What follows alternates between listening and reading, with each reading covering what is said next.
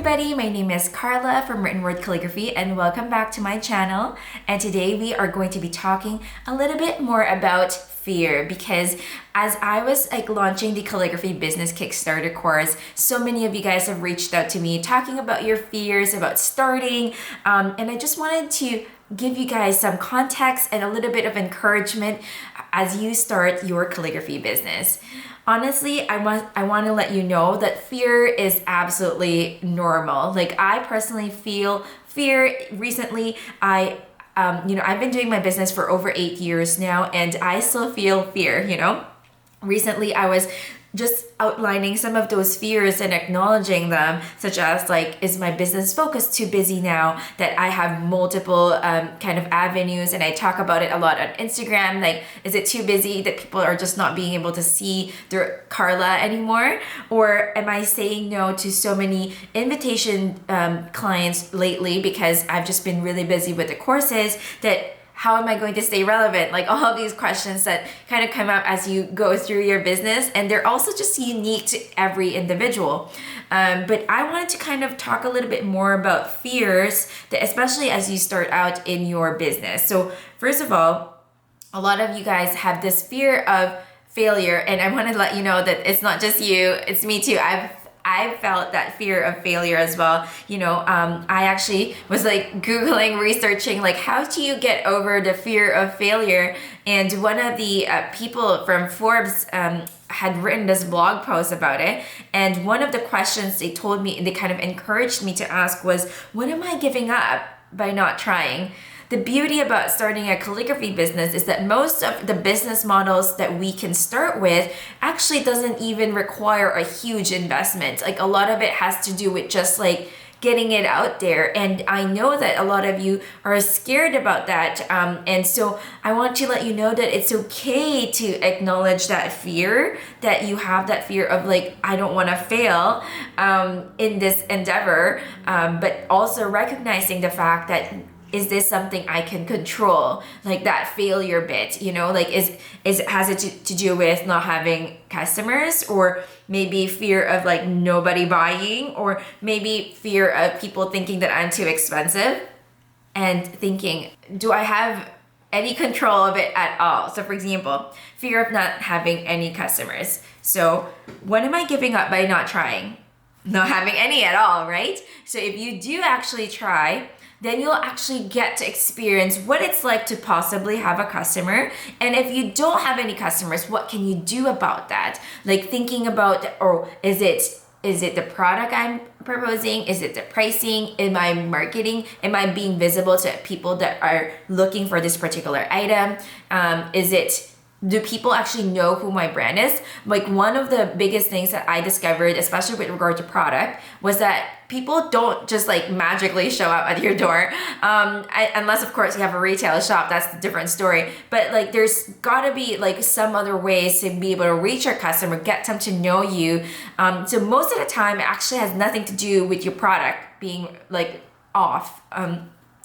It's just because people are not finding you. Your target audience is not finding you. So in some ways, there's parts of it that is out of your control, like people liking your product or not. But then if you're not being visible to your market, then that side of things that you will need to work on to help combat that fear.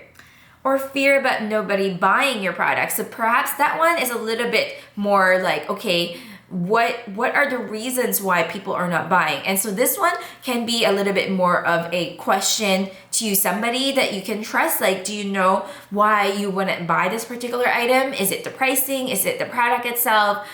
Is it just not your style perhaps? So asking those questions will help give you some visibility into it. More knowledge usually helps the fear aspect, so that you're not too overwhelmed by the unknown, and understanding a little bit more about how your customer thinks will help you kind of make a better more sound plan as you move forward. And the fear of people thinking that you're too expensive, that one is is definitely a little bit of both as well. As like some parts you can control, some parts you can't. The people that think that you are too expensive probably don't understand the value of your work, and in some ways they could be split into people that you can convince, and some people are just not going to be your target market, and that's okay too. Not everybody will want the same thing, just like you have your own preferences, and you probably think some things are too expensive as well, and so you are not the target market of that particular brand.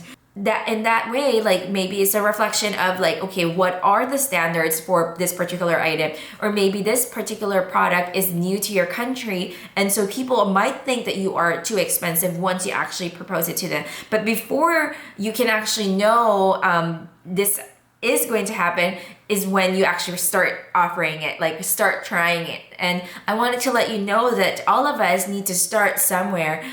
Recently on Instagram, I talked a little bit about this. I asked you guys, would you rather, start your business with like kind of like you're just starting out with your skills in calligraphy and kind of learning as you go, or would you want to improve your skills and kind of get into it when you're ready, or like when you feel like you're good enough? And I think like the answer to this is a balance of both, because I do think that you should work on your skill set and improve it before you launch your business.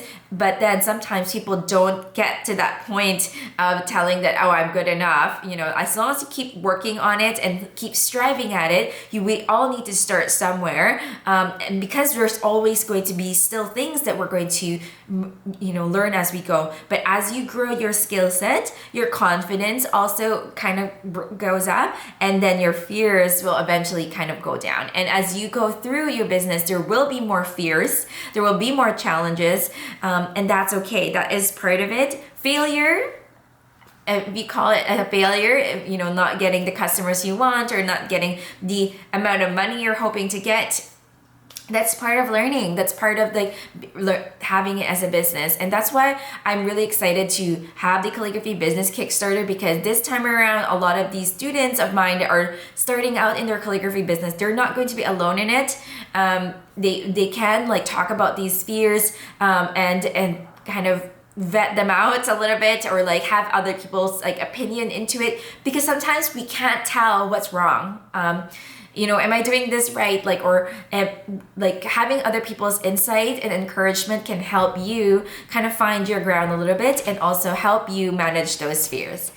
I hope this was a little bit helpful for you in terms of like dealing with those struggles and fears with starting your own business. And I'll see you guys next time.